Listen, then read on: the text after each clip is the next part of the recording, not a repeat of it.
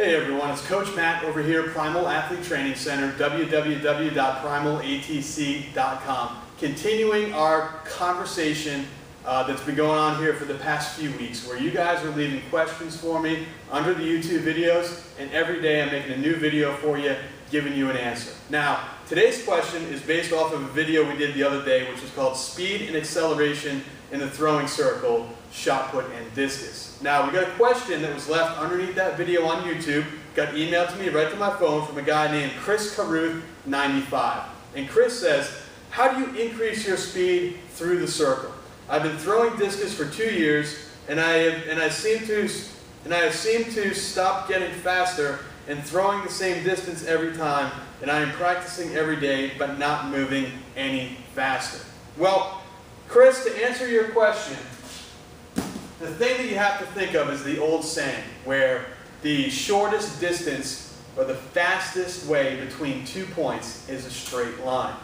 Acceleration is really going to come from you being more efficient with your lower body as you throw the discus, as you move through the circle. So to give you an idea, back in the day, we used to teach, or I was taught, that with the discus, it's like making 2 big wagon wheels, 2 big swooping, sweeping motions with the lower body. And here's what I mean. Out of the back of the circle, we were taught that as you enter in the circle, it was a wide, sweeping motion with the right leg, and it landed, and there was a wide, sweeping motion with the blocking leg. So they would tell us to kind of make 2 circles on the ground.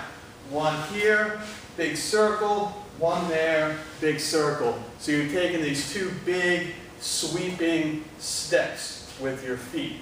Now, if you think about a sprinter, you think about a runner. When they run, their feet are close together, their knees are close together, and their hips are facing forward. Okay, that is a very efficient way to run. That's a very efficient way to run quickly in a straight line. Look at any sprinter. No sprinter is going to run like this, making these big, swooping, kind of sweeping arcs with their knees. It's just not going to happen. It doesn't make sense. So we need to do that in a circle as well.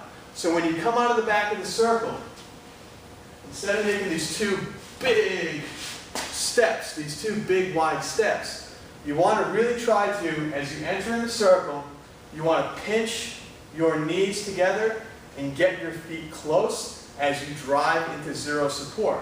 So you'll turn out of the back. As you go to drive, you're going to pinch the knees together, get the feet close, and drive up into zero support.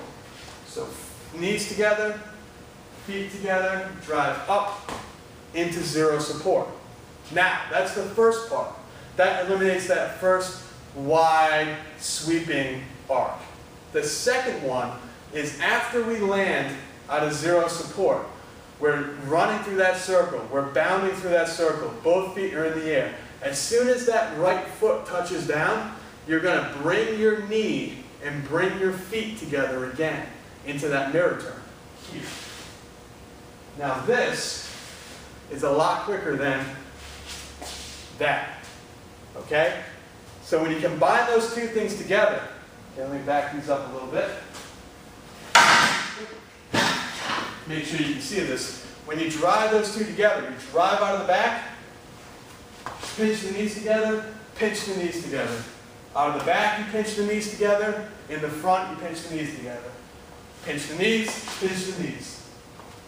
You're here, pinch the knee, pinch the knee. You're here, pinch the knees, pinch the knees.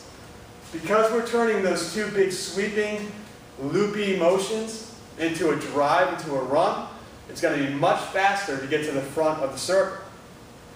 At the same time, what it's also going to do, it's going to accelerate your lower body in front of the upper body.